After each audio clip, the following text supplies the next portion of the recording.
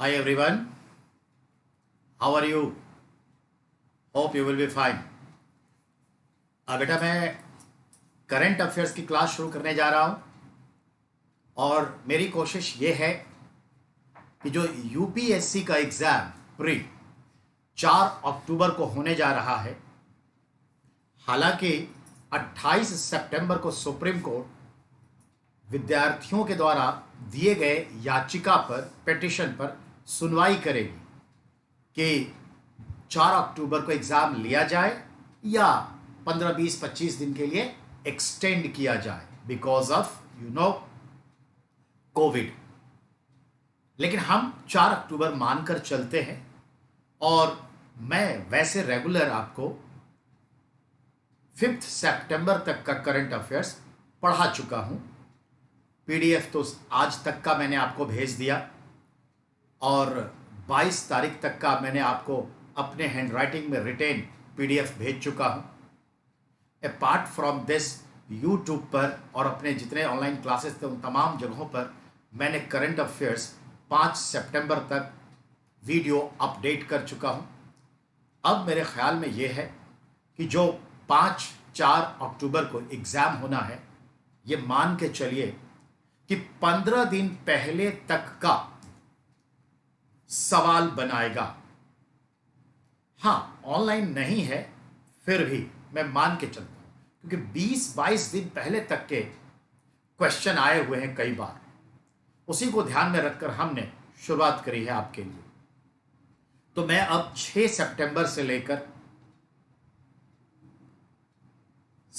ठीक है, कल फाइनली 27 तारीख होगा, 27 सितंबर तक का हम आपको online video class current affairs की अप टू डेट करने जा रहा हूं।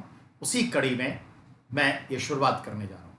हर एक वीडियो आधे घंटे का है और जिसमें मैं मान के चलता हूं 2 दिन का करंट अफेयर्स क्लियर हो जाएगा।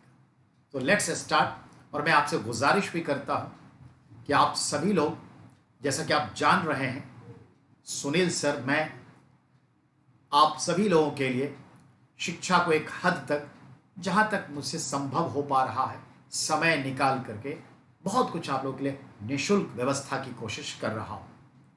इसलिए हमारे यूट्यूब चैनल को Ramendra the art of understanding subscribe करिए, बेल आइकॉन दबा दीजिए ताकि सारी सूचनाएं आपको नोटिफिकेशन मिलती रहे।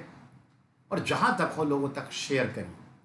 हमारे फेसबुक पेज को लाइक करिए, फॉलो करिए, चैट को लाइक करिए, फेसबुक ग्रुप को मेंबरशिप में आ जाइए और फेसबुक अकाउंट जो मेरा है उसमें फ्रेंडशिप 5000 1-1.5 साल पहले ही बढ़ चुका है।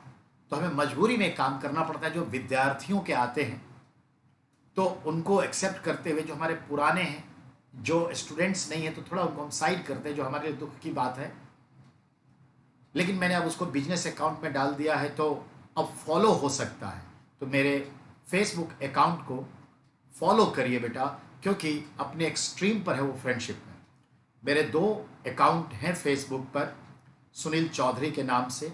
एक में मैं हूँ ब्राउन शर्ट में, एक में वाइट शर्ट में हूँ। और एक अकाउंट हमारा और है, वो आपको मिलेगा वेम्बनाड लेक के किनारे में अपने बड़े बेटे को गोदी में लिए हुआ नारियल पानी पिला रहा हो।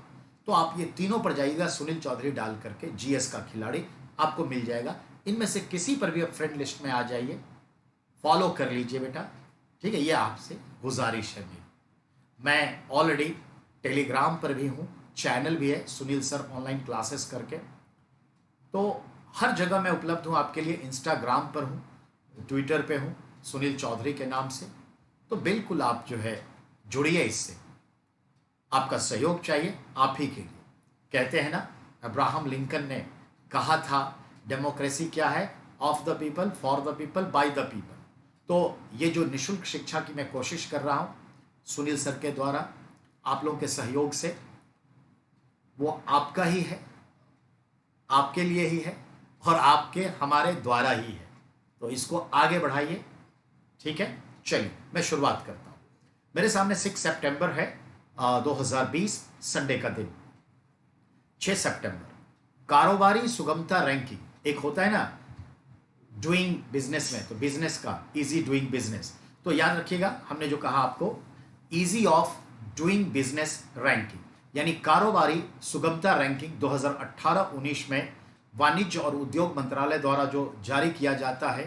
टॉप 5 जो स्टेट भारत में रहे वह फर्स्ट पे आंध्र प्रदेश है, सेकंड पे उत्तर प्रदेश है, थर्ड पर मध्य प्रदेश है और झारखंड फोर्थ पे, एमपी फोर्थ पे और जैसा कि आप जानते हैं तेलंगाना थर्ड पे। मैं एक बार रिपीट कर रहा हूं, Andhra Pradesh first position, Uttar Pradesh second position, Telangana third position, MP fourth position and fifth पे झारखंड है। चूंकि हरियाणा के लोग बहुत एग्जाम देते हैं तो हरियाणा की रैंकिंग जो है बेटा वो 16 है। लुई 16वें से याद कर लीजिएगा, 16 रैंकिंग है।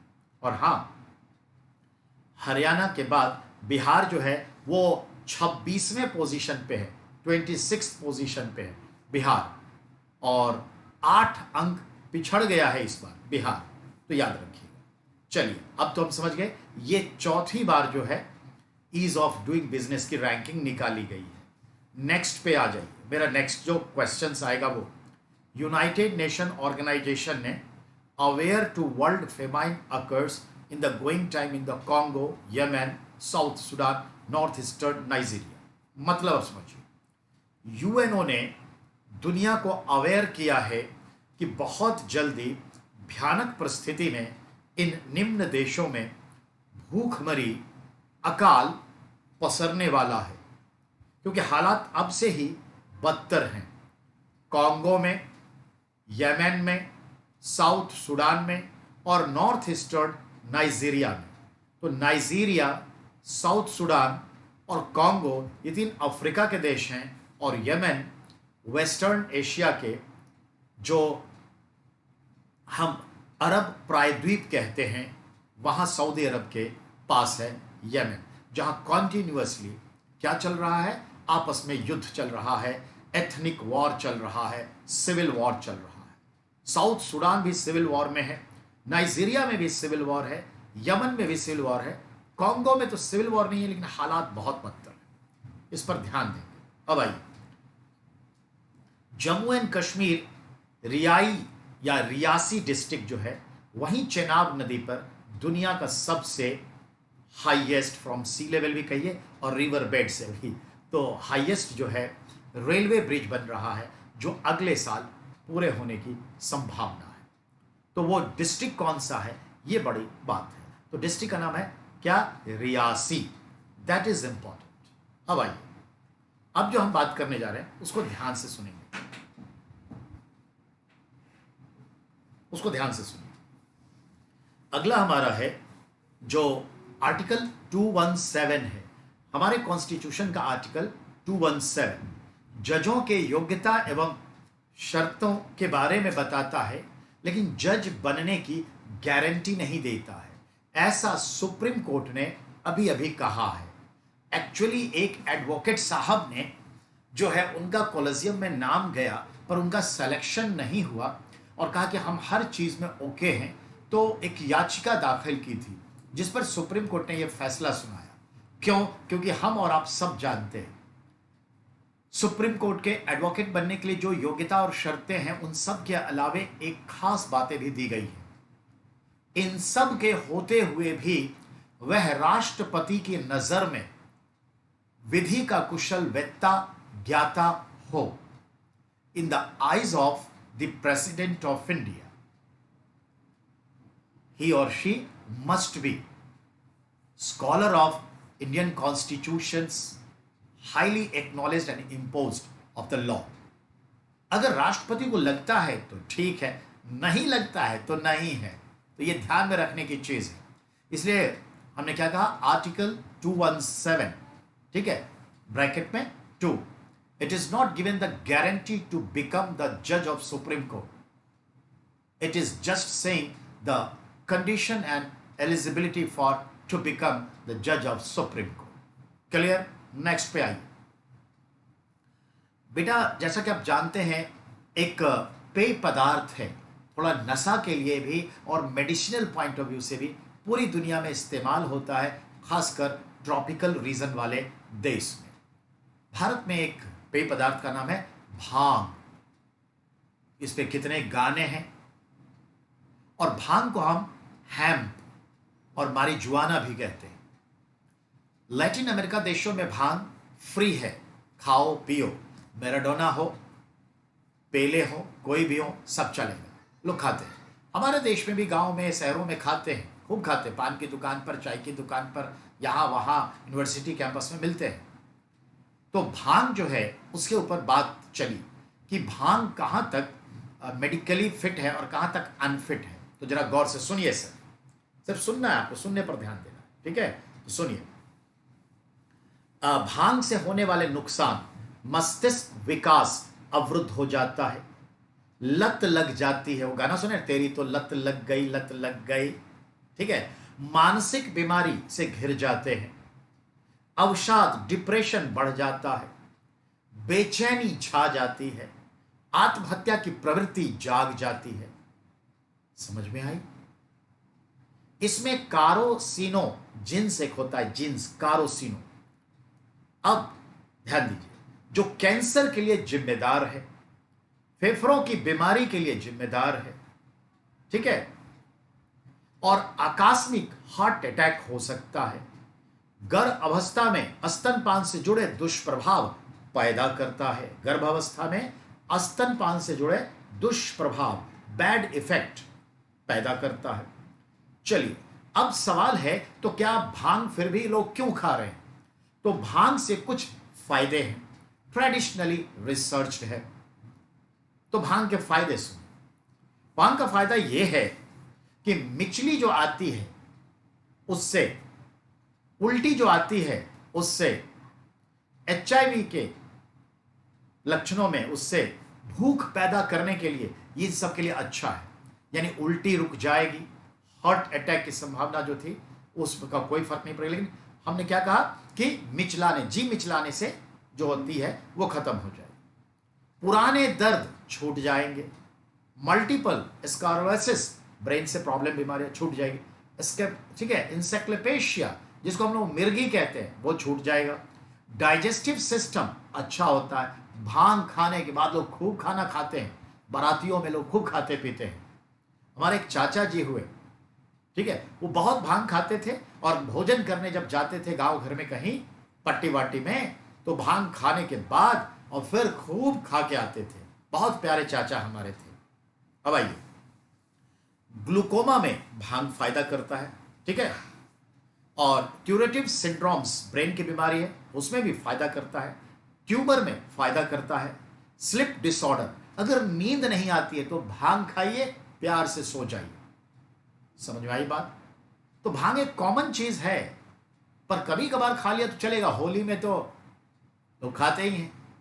और भांग खाने के बाद जो फीलिंग्स होती है, ऐसा लगेगा अगर अच्छे से भांग खा लिया, लग गया और सोने चले जाइए खा पी के, तो आपको फीलिंग आएगी कि जैसे आप आसमान में जा रहे हैं, देवलोक में कोई उठाए जा रहा है, इस तरह से जैसे ड्रोन ऊपर उठता है ऐसे उठाए जा रहा है। Wonderful situation. कंसंट्रेशन भी बहुत बढ़ता है। हमारे जुबली हॉल जो दिल्ली में है, जो हमारे दिल्ली यूनिवर्सिटी के नॉर्थ कैंपस में है, बच्चे लोग हॉस्टल में वहां रहते हैं, अक्सर IAS PCS के एग्जाम में बेहतर रिजल्ट देते हैं और रात भर भांग खा के सिगरेट धूप करके पढ़ते हैं और रिजल्ट्स लेके आते हैं और दिन में सोते हैं। कहने का मतलब कंसंट्रेशन बढ़ता है। अब सवाल, इसको आप कदापि ये ना सोचें कि सुनील सर ने कहा है तो हम भांग खाएंगे, इससे मेरा कोई सरोकार नहीं है, जो रिसर्चर है वो मैं कह रहा हूं, ठीक है? अब आगे बढ़िए, हम बात कर रहे हैं मॉस्को की, रसिया की। रसिया का क्या है कैपिटल? मॉस्को। मस्कोवा नदी के किनारे है और मॉस्को में अभी SCO, संघाई कोऑपरेशन ऑर्गेनाइजेशन के देशों का, सदस्य देशों का विदेश मंत्रियों की बैठक, रक्षा मंत्रियों की बैठक, ये सब चल रही है।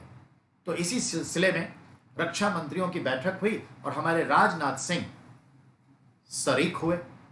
विदेश मंत्रियों की बैठक हुई और 10 सितंबर को हमारे विदेश मंत्री मिस्टर S. जयशंकर, माननीय S. जयशंकर भी गए। तो ये चल रहा है, ये ध्यान में रखिए। अब इन सब के बाद फिर बैठक क्या होगी, एज यू नो दैट, तो शिखर सम्मेलन होगा। We have to wait. Next, अब आइए, तो अब हम बात करने जा रहे हैं टीचर्स के ऊपर जो है। अब ध्यान दें अगले पे, जो अब बताने जा रहा हूं एनवायरमेंट से है। बहुत वर्ष हो गए भारत में जो तितलियां होती हैं, बटरफ्लाई या ड्रैगन फ्लाई या डिफरेंट फ्लाई कह लीजिए, बट नॉट फ्लाई, मधुमक्खी नहीं, कीट नहीं, हनी बी नहीं, हाउस फ्लाई नहीं, मैंने क्या कहा, ड्रैगन फ्लाई, बटरफ्लाई, यानी तितलियों के ऊपर हम बात कर रहे हैं। तितलियों का पूरे भारत में गणना चल रही है, सेंसस चल रहा है, गिनती चल रही है कि वैरायटीज क्या है, सिम्टम्स क्या है, क्या मूड बदल रहा है, उनका जो आवास स्थल हैबिटेट कहां से कहां चेंज हो रहा है। तो ये पूरी गणना चल रही है, केरल से लेके कश्मीर तक, गुजरात से लेके अरुणाचल प्रदेश तक, अंडमान निकोबार, सब कहेंगे। तो इन गणना के तहत एक सप्ताह का फेस्टिवल भी मनाया जा रहा है, बटरफ्लाई फेस्टिवल्स। तो उसी संदर्भ में कह रहा हूं कि 5 सितंबर से लेकर 20 सितंबर big butterfly month celebrating in Delhi by the Delhi government. और इसी समय में 23 राज्य और 3 यूनियन टेरिटरी में तितलियों की गिनती हो रही है। और अच्छा खासा बटरफ्लाई सेलिब्रेशन करीब एक सप्ताह का केरला सरकार ने मनाया है, तो ये याद रखिएगा। तो बटरफ्लाई की काउंटिंग चल रही है। It is a good question. Next आइए, अभी इंटरनेट पे बहुत सारे पोर्टल्स हैं, वेबसाइट्स हैं, सर्च इंजन है। अभी एक डार्क नेट नाम का इंटरनल एक ब्राउजिंग प्लेटफॉर्म है जो काफी चर्चा में रहता है। Dark net browsing platform on our net, always in news because of some illegal activities, bullying, hacking activities को लेकर के। बहुत सारे जो लोग होते हैं जो टेररिस्ट गतिविधियों से जुड़े हैं, 420 फर्जरी में जुड़े हुए हैं, ऑनलाइन रैकेटिंग चलाते हैं, हमारे आपके पैसे ठग लेते हैं, डाटा चोरी करते हैं, अकाउंट्स हैक करते हैं, ये सब डार्क नेट पे ही अपने को रजिस्टर्ड करके काम करते हैं। क्योंकि वहाँ डार्क नेट जो है वो एक ऐसा नेट सिस्टम ब्राउजिंग है जहाँ पर आपका जो कुछ भी है वो छुपा हुआ है, नोबडी कैन वॉच यू। तो डार्क नेट अभी न्यूज में होगा, सवाल बनेगा सिक्योरिटी से। अब आइए नेक्स्ट, बात कर रहा हूं मैं जो हमारी इंश्योरेंस कंपनी है, इंश्योरेंस कंपनी के संदर्भ में हमारी बात चल रही है। तो इंश्योरेंस कंपनी को रेगुलेट करने वाली जो व्यवस्था है उसका नाम है IRDA, इरडा, यानी insurance regulatory development authority. Insurance company policy holder को योग, केंद्र और हेल्थ सप्लीमेंट कूपन देकर उसके प्रीमियम में अमाउंट कम करने की बात कर रही है, और यह शुरू भी हो गया है। यानी इरडा के निर्देशानुसार लाइफ इंश्योरेंस कंपनियां अपने कस्टमर्स को यह कह रही है कि अगर आप योगा क्लास ज्वाइन करते हैं, उसका कोई प्रूफ है आपके पास, हेल्थ सप्लीमेंट ले रहे हैं, उसका कोई प्रूफ है आपके पास, तो आप अगर आप इंश्योरेंस करवाते हैं तो मैं आपके इंश्योरेंस पॉलिसी का जो प्रीमियम बनेगा उसमें थोड़ी सी छूट दे दूंगा। क्योंकि ये हेल्थ रिलेटेड आप काम कर रहे हैं तो रिस्क कम हो जाता है, तो हम आपकी प्रीमियम को कम कर देंगे और फायदा वही रखेंगे।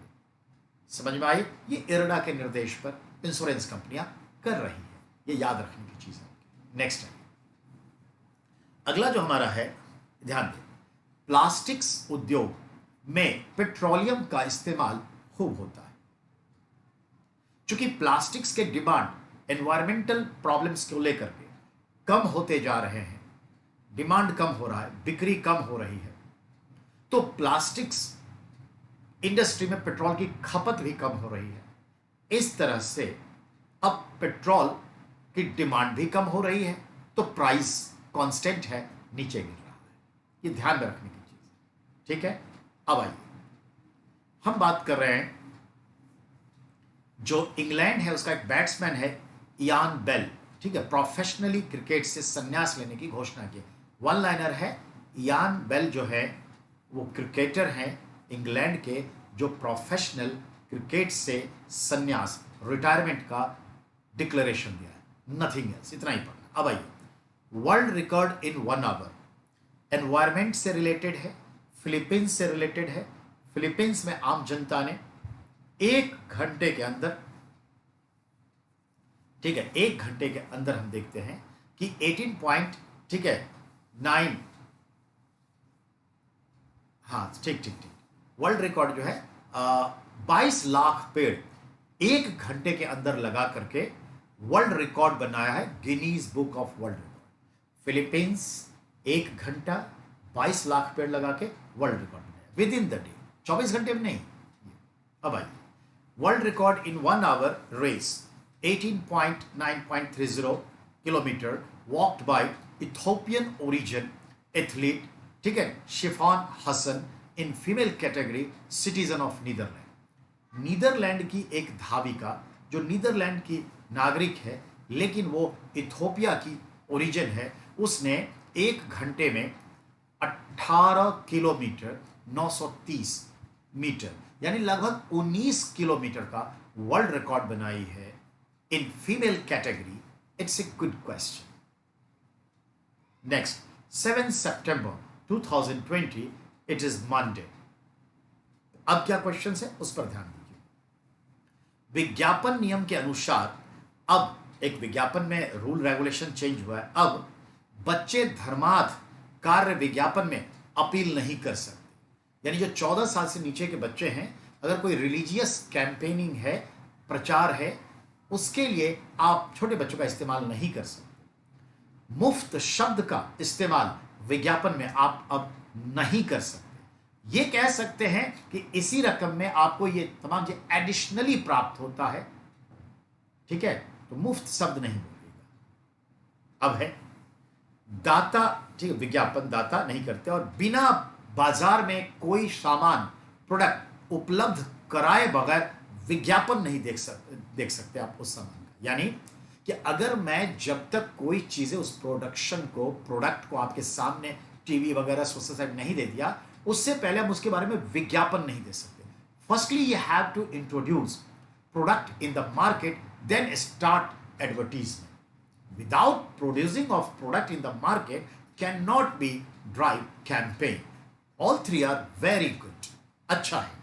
अब आइए, सोलर पावर ट्री, आप भी जानते हैं सोलर एनर्जी के लिए, लेकिन अगर सोलर एनर्जी को हम एक आयरन के या बॉक्साइट के, एल्युमिनियम के पेड़ बना दे, एल्युमिनियम का पेड़ बना दे, मेटल का पेड़ बना दे और उसके ऊपर सोलर पैनल लगा दे पेड़ जैसा, तो विद इन द, इसका मतलब हुआ with in the minimum areas maximum solar panel will be work. तो कम जगह पे ज्यादा लेगा और इतना हाइट दे दे कि नीचे फसल वसल भी खेती कर सकते हैं, तो उसको कहते हैं सोलर ट्री। तो solar power tree world biggest at Durgapur CISR complex या कैंपस, वेस्ट बंगाल इनॉग्रेट है। बहुत सिंपल, विश्व का सबसे बड़ा सोलर पावर ट्री कहां है? Durgapur CSIR campus, West Bengal. Simply सोचना, ठीक है। अब आगे बात करते हैं।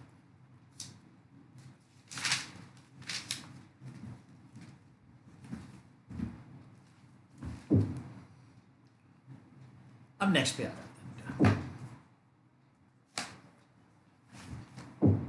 अब अगला समझ, जैसा कि जानते हैं 7 सितंबर world celebrating world clean air day 2020 में इसकी शुरुआत 7 सितंबर को हुई है। और यह क्वेश्चन आपका है, यानी दुनिया ने पहली बार कब स्वच्छ वायु दिवस मनाया है, स्वच्छ हवा दिवस मनाया है, world clean air day, first time UNO celebrating world wide on, ठीक है, 7 सितंबर 2020। तो ये ध्यान में रखना। अब आइए, अब हमारा जो है, लगभग हम जो सोशल साइट पर इमोजी शेयर करते हैं, तो इमोजी शेयरिंग में 96 टाइप ऑफ इमोजी यूज होते हैं, और वो कोई इशू नहीं आपके लिए। डेथ की बात करते हैं, बहुत इंपॉर्टेंट है, ध्यान से सुनिए। डेथ, केशवानंद भारती, याद रखिएगा, बहुत पॉलिटिकल क्वेश्चन भी है। केशवानंद भारती का इंतकाल हुआ है केरल में, और 6 सितंबर 2020 को ही वॉज 79 ईयर्स old. ठीक है, he was 79 years old. So now I am going to be a stop and the next will start. Thank you very much everyone.